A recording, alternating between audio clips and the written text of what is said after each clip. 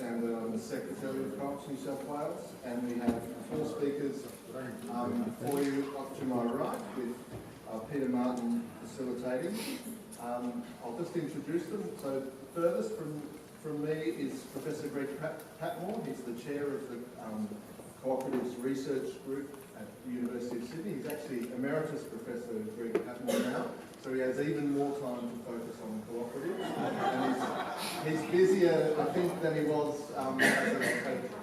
before he became Emeritus. But he's a staunch advocate of cooperatives, a Professor of Business and Labour History, and he's just launched a new book last night, a global study of cooperative business, and he certainly has gives us that perspective, and a wonderful champion and friend of the Co-ops New South Wales. Next to Greg is Rose Webb. She's the New South Wales Fair Trading Commissioner. She's had experience overseas and in Hong Kong as in the equivalent of the ACCC there, and is part of the regulatory, the head of the regulatory system for cooperatives in New South Wales, and we thank Rose very much for coming today. In the middle is Peter, who you've already met.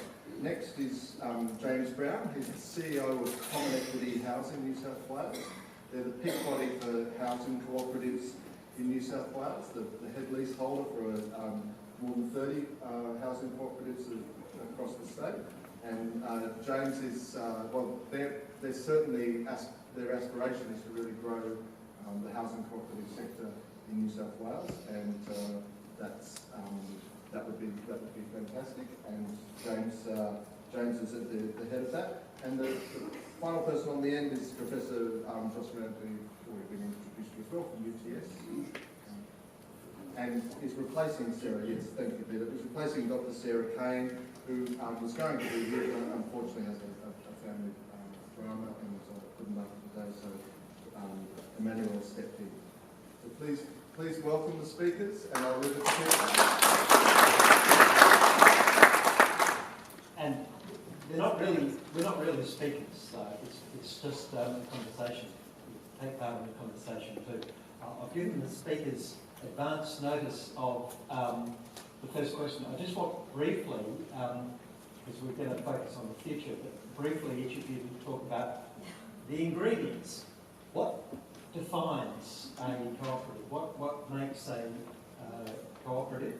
And we'll move this way. Greg. I suppose it's what attracts me to cooperatives.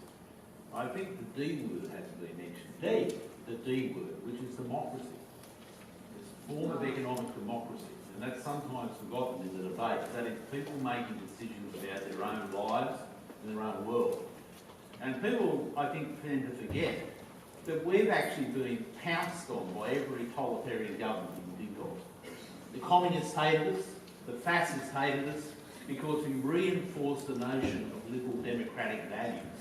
And in fact, I think today, in the world we live, and it's why I'm still passionate about it, when we see democratic values under challenge, we've got to remember there's political democracy and economic democracy, and they reinforce one another. And they're a very important part. I think the cooperative movement embodies that very strong belief, right back to the Rochdales, right back to the 18th century, that people should have equal rights, equal voting rights.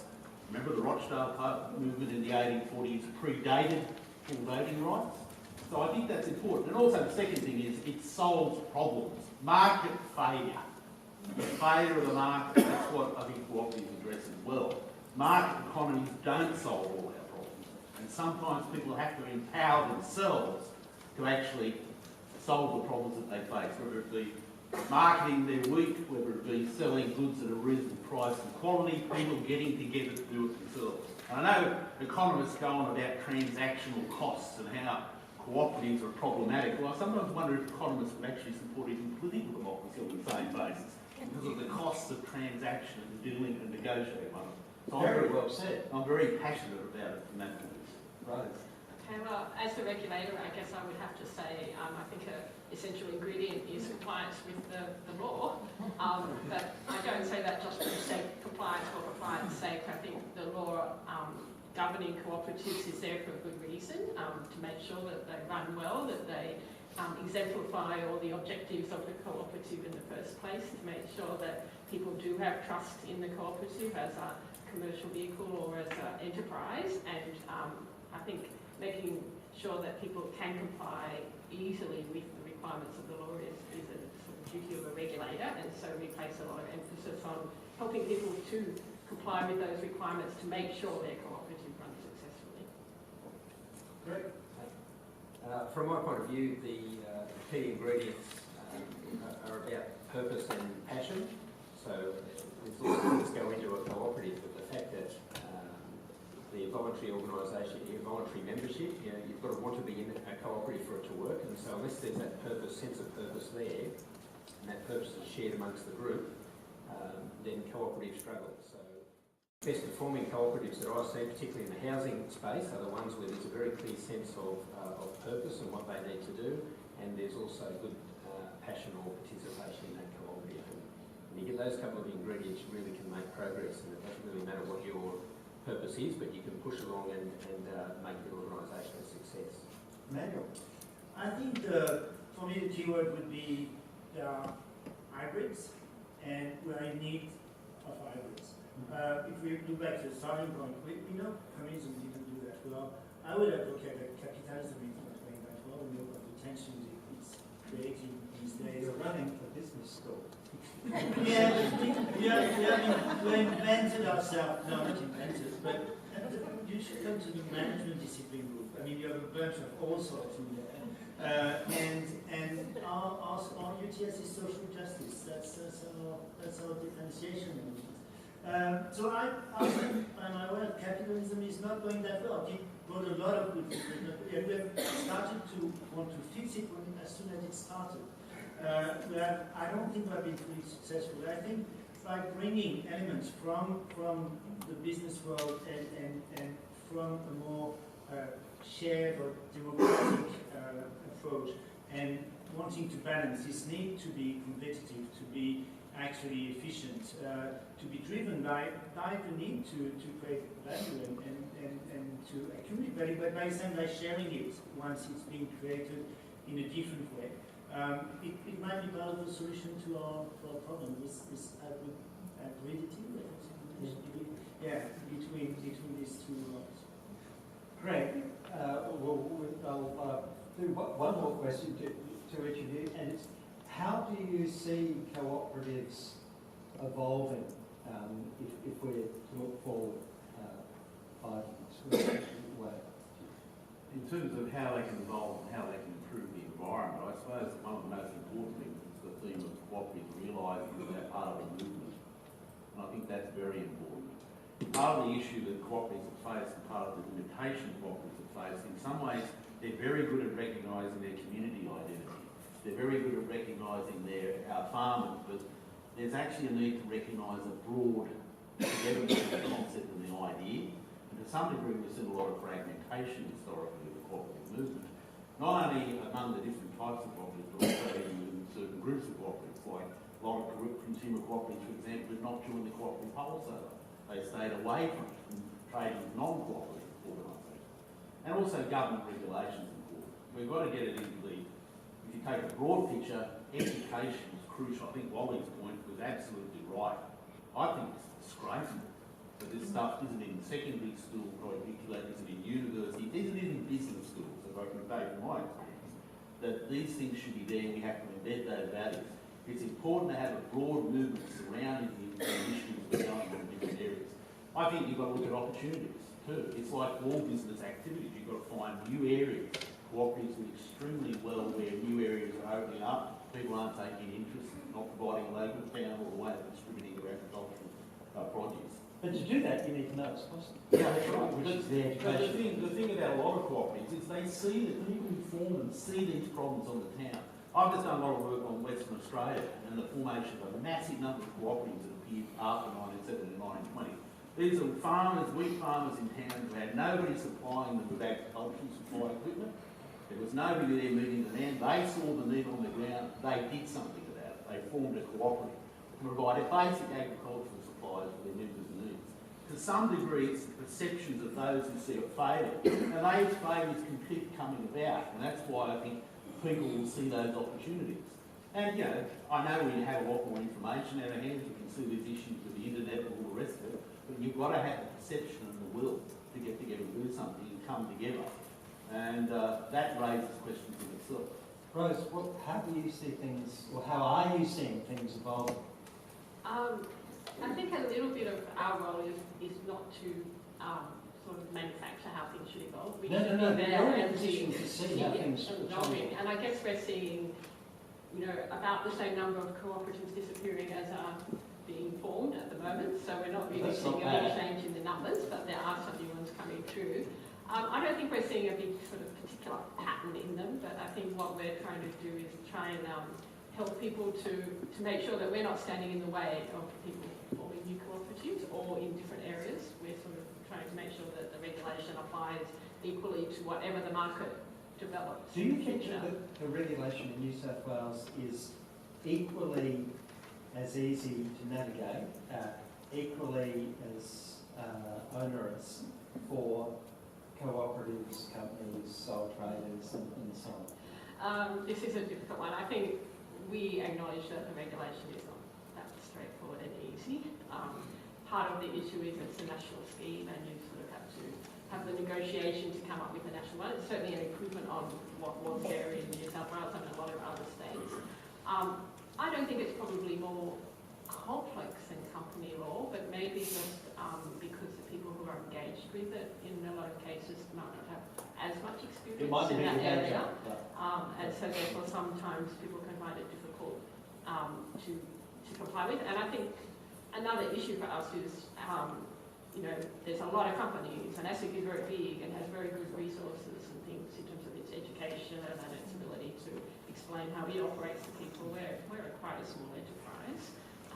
Christine and her team up in Bathurst do their best, but we don't have sort of the same ability to, you know, put out a whole lot of educational material and assist people perhaps in the way that people can get assistance from companies.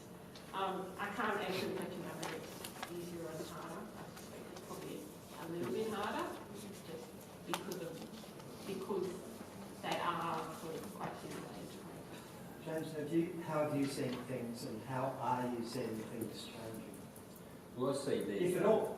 Yes, what's changing is the landscape. So, and I guess to pick up on Emmanuel and Greg's point there, the idea of innovation is really the path forward for the cooperative movement, but it's also the path forward to solve some of the market failures that are out there as well. So, in our field of interest, you know, that everyone almost universally would acknowledge the failures of the housing market. It's not meeting the needs of people. But also the fact that the housing market touches on so many other challenging areas of society, whether that's people with a disability or an ageing population where the accommodation is no longer suitable, where you need care supports brought into the home because it's more efficient than using expensive public hospitals. So there's all these emerging opportunities, and I guess that's, I think, the real stage that we're in the cooperative movement is to try and innovate and actually move into these spaces and use the cooperative model, the ethos and the structure around that. I guess it's difficult because if anything was task specific, it's a cooperative, right? So set up to solve one problem. And so in a way, I guess it's housing. It's hard to see those people innovating to solve a different problem. Or maybe I'm being a bit pessimistic. Yeah, I think you're being pessimistic because I think there is the opportunity and there is the, I guess, intelligence in the sector, but the capacity to do that relies on the ability to make some partnerships. And I guess this is where, I guess, the cooperative ecosystem, whether it's finance or whether it's worker cooperatives, need to come together collectively to work on these problems, because you don't solve one problem just through housing or just through the finance arm or just through a government agency. It's really a collaborative effort. I guess that's the great power of the cooperative model, is that people are actually good at working together. And I guess the challenge for us is how do we convince other organisations to want to do that, particularly other cooperative organisations, but also government to embrace that model more so, allow the, I guess, the voluntary and community contributions to kick in on top of any other financial or other contribution from government, for example. How do you see things evolving? Well, if we keep going with the idea that there are many areas where we have a mix of government and market failure, but where actually by bringing some of these forces together, we can contribute to solving the issue.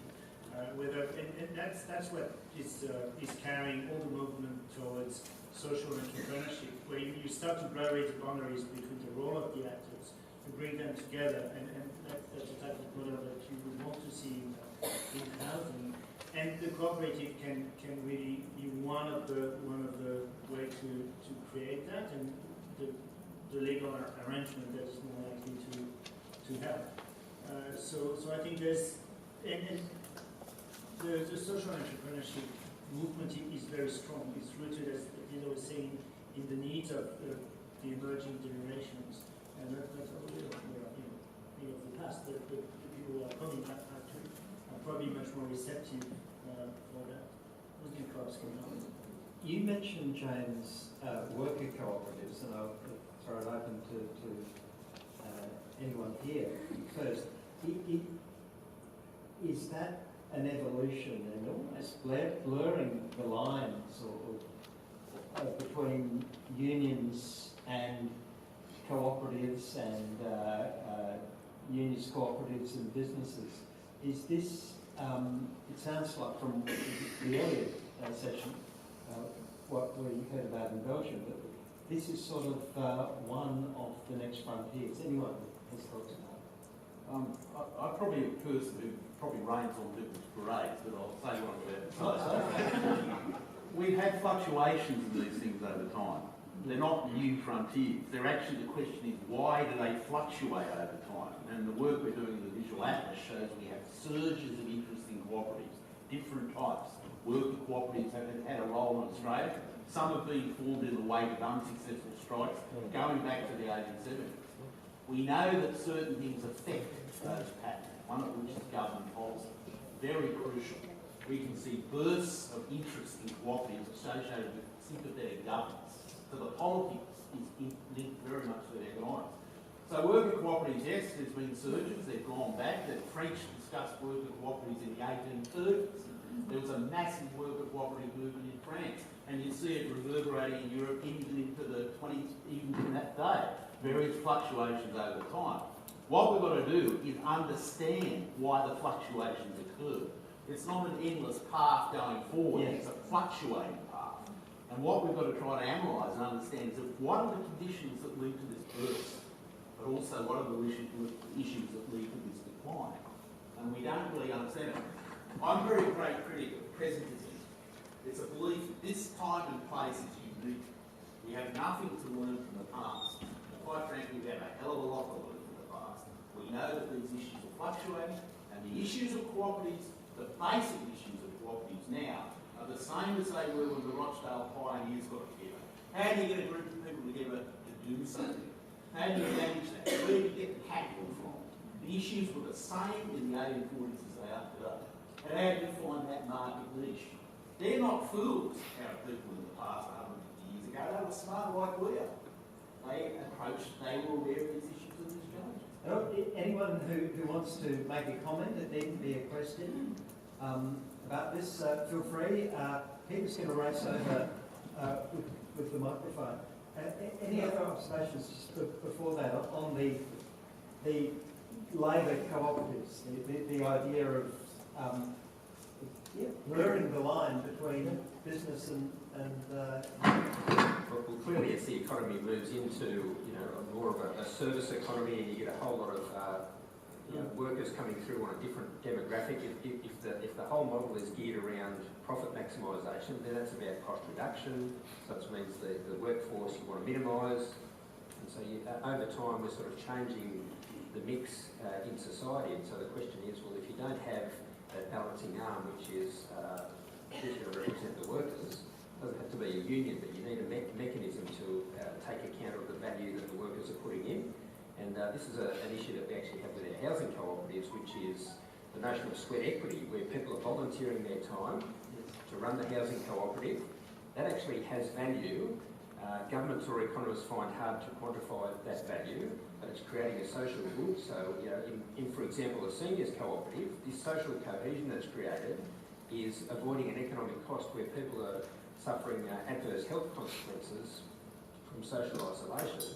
This is part of the value that we don't have an accounting system to actually capture. And this is a very debate we're having in our sector at the moment, is how do you value those contributions from members?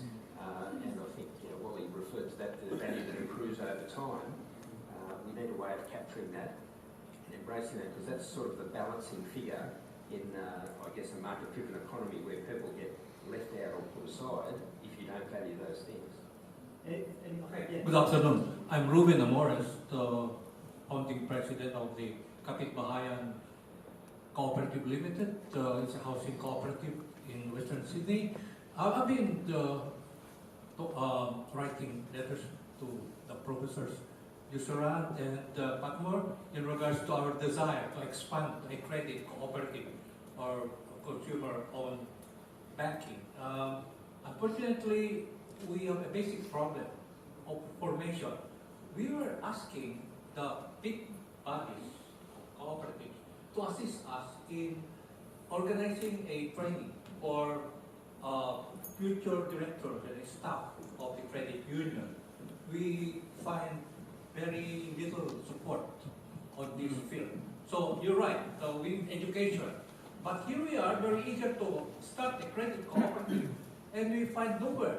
Yeah, no guidance. Yeah, I think that should be tackled as well, because right from the start we need to plant a seed that is healthy and it will grow robustly, like how we did with housing cooperative. We were lucky enough to have core groups of leaders that started our cooperative, and we have grown very robustly in Western Sydney. We would like to have the same experience for our proposed credit cooperative. So here we are, we look at challenges as opportunities. Could somebody please help us? Anyone else want to say, as I said, if they need any questions? Yeah. Oh, all right. We'll do the woman in red first. I would feel that cooperatives start up due to a need. Our Manly Food Co-op started up because there was a crisis in waste and we wanted to offer waste-free shopping. I was very interested to hear also about time sharing in Switzerland. They have a system whereby before you retire, you can offer your time helping elderly people or people in need, and your time is put into a time bank. And when you retire yourself, if you need help, you can draw on your time bank, which to me is very similar to a cooperative, but different. And the other question I have is the Department of Fair Trade. Wouldn't it be good if they were able to bring education about co-ops into the school system? I remember when we started our co-op, a lot of students wished to start co-ops. I remember Sydney University, they came to us and they said that Sydney University required them to put the co-op out to tender, which is quite clearly the university had no idea what a cooperative is. I agree with that. Right, you run you're part of the New South Wales government. Yeah. What can you do about talking to your counterparts in Mount Scott's department? Education. Well, I think I agree with you that just people's understanding of it is limited. I can remember when I studied commerce in high school, we did actually do cooperatives, but maybe it's fallen away a bit because that was a long time ago. We do quite a lot of education program for students on consumer rights, and I can't see why we couldn't include as part of our attempt to educate people about consumers. At least explain to them about that co-ops exist and what they are and how they are differentiated from other corporate entities and things like that. So we'll take that on board because we have a very keen outreach team. Robin Catchmark from the Cooperative Life, so we are a worker cooperative. We've grown in size for a lot of the reasons that you've been saying. Market failure is one of them. We're probably looking at doubling in size again in another year. We started with nothing, with no education, and so the ask for education is, I think, reverberating around the room, because we have to do that off our own back. And I think there's enough people in this room that are sort of asking for that same things, but it does have to come from that younger, like I just said, it's not in our DNA to discuss that. And I think we have to really change that, because nobody we've got 75 staff, know about a cooperative. They might have heard of them, but they don't have any understanding about what that means. And so the power to make people aware of that ability to be democratic in their workplace, to have an ownership of their workplace, I think is really powerful. And to let you know, we are talking with the unions, because I think we can see a great partnership happening, and there is a lot of talk in that space. And I reckon that we'll get something up off the ground, because that's people that are making a difference in that. So, I'm really looking forward to the future of cooperatives. Hello, Andrew Ward from Incubator Co-op. I've got a question for each of the panellists. I guess when we look at startups, a lot of them are challenging to get off the ground, whether they're corporate or cooperative. I feel that cooperatives have some additional challenges. One of those is probably best explained. If I'm a startup founder in a company, it costs me a couple of hours and a couple of $100, and then I'm able to exchange the equity for co-founder contribution, for professional services, for investment money. When you are starting a cooperative, you start off in that pre-formation stage as little more than a project. And it's very difficult to then attract the resources that you need, co-founders, professional services, investment, etc. So I'm wondering if you guys each individually have a magic wand, what you would do to make it possible, to make it easier for co-op formation, or put it on a par with corporate formation. So these younger people who are interested in creating cooperatives don't have the education, as I think we're in unanimous agreement about. How can they start cooperatives when it appears so much more difficult? And if you had a magic wand, please tell us. What about the finance problem, Greg? I actually will reveal now that I'm not just simply an academic writer. I was involved in setting up what you now describe as a platform cooperative. See, what I thought the point made earlier by Lisa was quite interesting, that people actually are doing things before the academics discover it. And I'm an academic and I was doing it. If you look at Wikipedia, you look up a thing called the History Cooperative. It's on Wikipedia. What the plan was, that a number of us, there were 26 of us, were going to get together and form an academic publisher to challenge the multinationals. So everybody in the world could read academic online journals free. Noble effort. We had everything going for us. We had capital. We were able to raise the capital. We had Google as a partner, because Google, the way it was going to be funded was that Google was going to do the advertising every time you went on an article, the way it works. We had everything going for us, right? And I agree with our friend with the credit union. It's a very scary thing setting these up, and the more help you get. So you had a lot of people who knew what co-ops were doing. You know what the problem was? There were 26 of them. 23 were from the United States. These are organisations raising in size from 600 to 160,000 members. All non-profit, right? We made the classic error that the Rothschild pioneers warned us about. Of the 20, you had all these big American players. There were all the tensions about, well, why should this 600 people organisation get one vote and we who represent other, we sort of sorted that out, but there was tensions. You know what spooked us? The Americans lost heart. Why?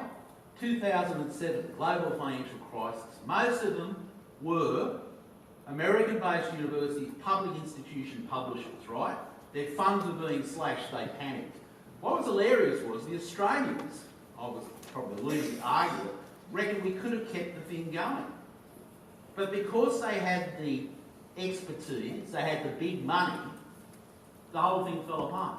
And so sometimes things like those sorts of issues can play an important role. But we had everything going for us. We had the money, we had Google on board. In fact, what happened was everything drifted over to a platform called Jason. I just realised the other day I was doing a platform cooperative in 2005. And it's that question, isn't it? Sometimes when you're practically doing things, but the thing is, sometimes everything can go for you, but look back to the original lessons, making sure everybody's on an equal playing field as much as you can. Not one person has sufficient capital underfoot in the whole thing. That's why the Rochdale principles talk about maximum shareholder, maximum capital investment. In a way, that was your mistake.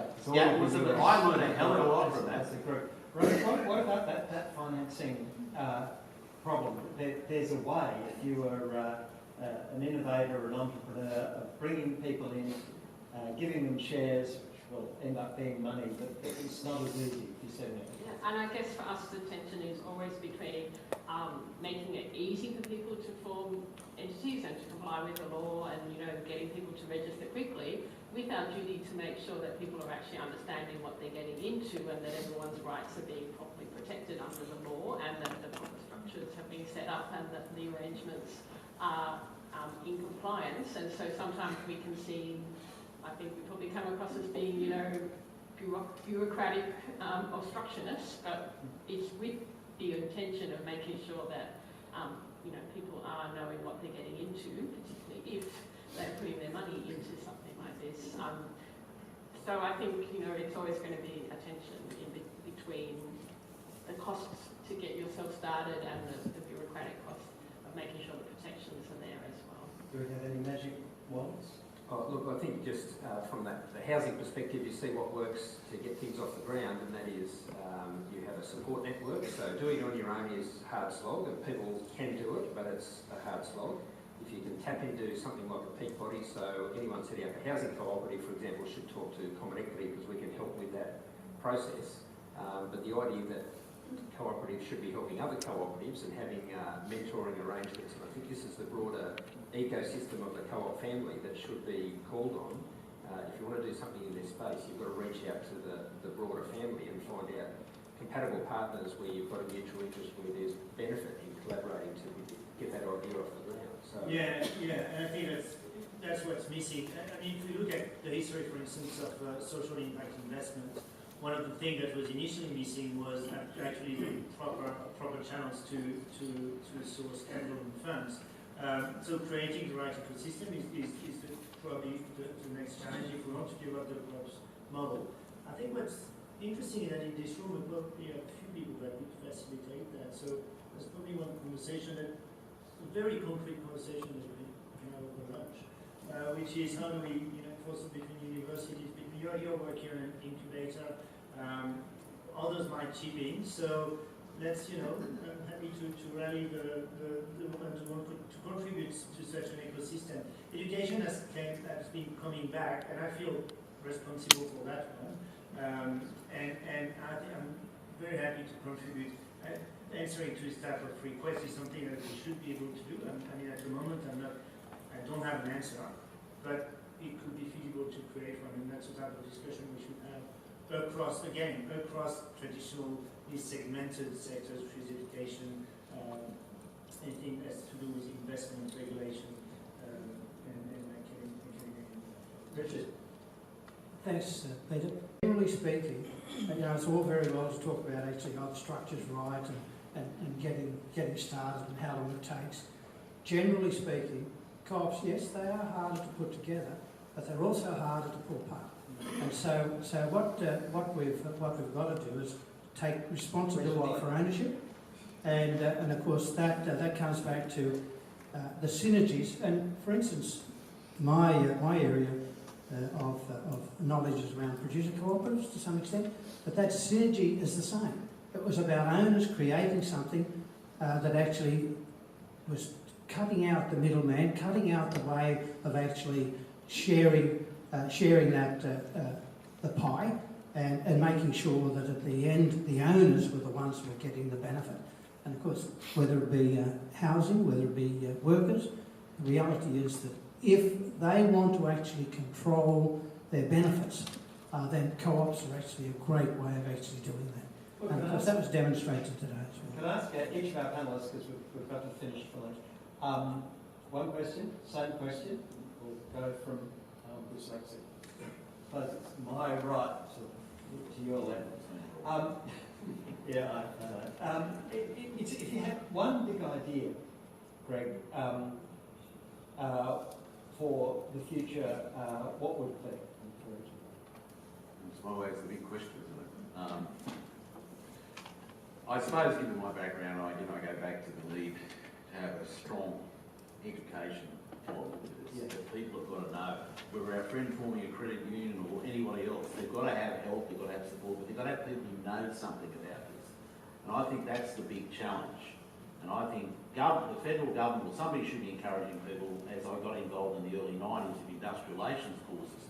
We did a review of all the courses in Australia, and we shamed those people who didn't teach. That was the actual idea. Why don't you teach issues about workers? Why don't you do this?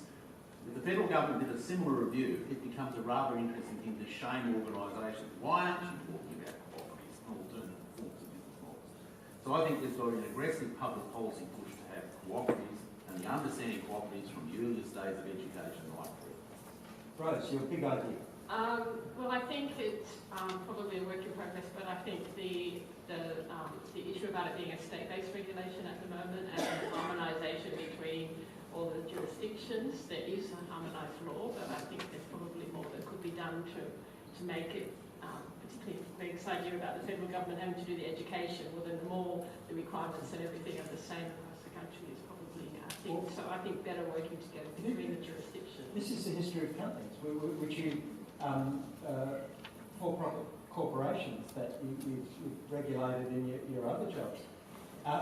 The ACCC is in fact a co-operative isn't quite the word, but it's made up of each of a number of different states. Companies used to be regulated state by state, and the power was ceded, and now it's almost as if they're regulated by one body, ASIC, with ACCC looking at competition consumer.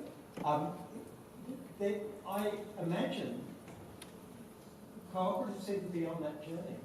Or is it going to happen very slowly? Yeah, it will be interesting to see what happens. I actually used to work at ASIC in the early days when it was first became the sort of federated body. I mean, it might not necessarily be that you have to have federal administration of it, but the more the law can look the same, I think the better. But it's almost sort of, particularly if as cooperatives hopefully get bigger and into jurisdiction on it.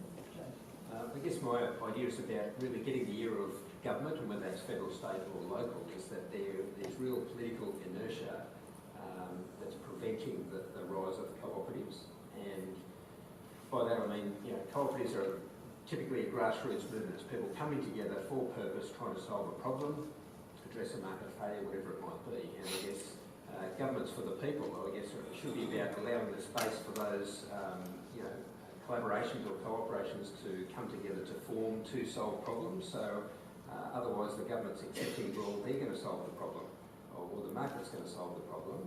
In actual fact, creating the right environment allows people a lot of the time to solve the problem by coming together and building those networks. So whether that's the education piece, whether it's the regulation around that, whether it's market opportunity, the idea that in the housing context, for example, we still have a very immature housing market in Australia, in the sense that there's not the diversity of housing that should be reflective of society at large. So where is government facilitating the pilot projects, the demonstration projects to actually prove concepts?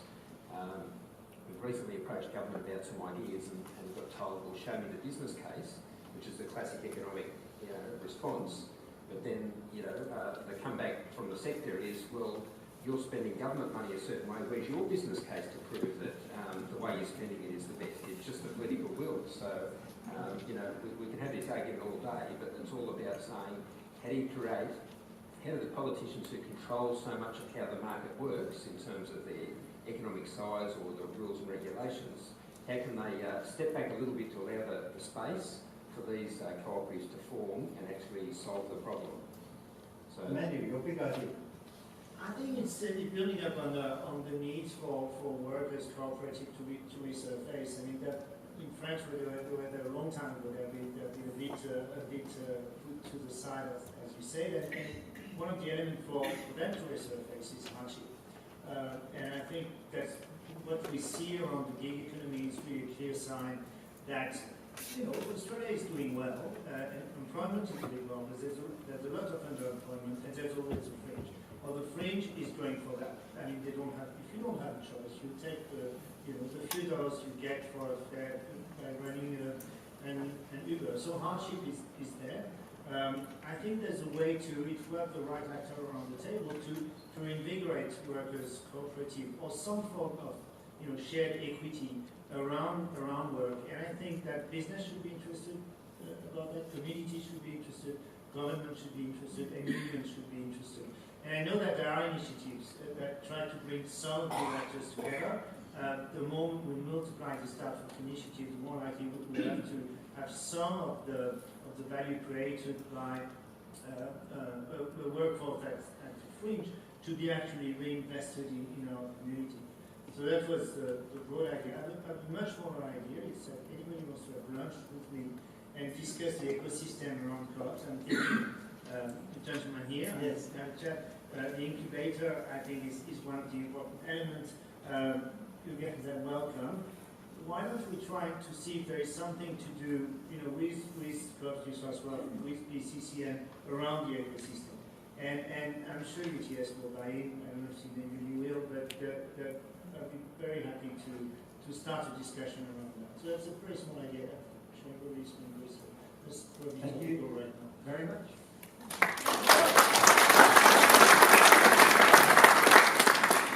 Thank you very much to the panel, and I think it's been a really inspiring and interesting morning. It's lunchtime.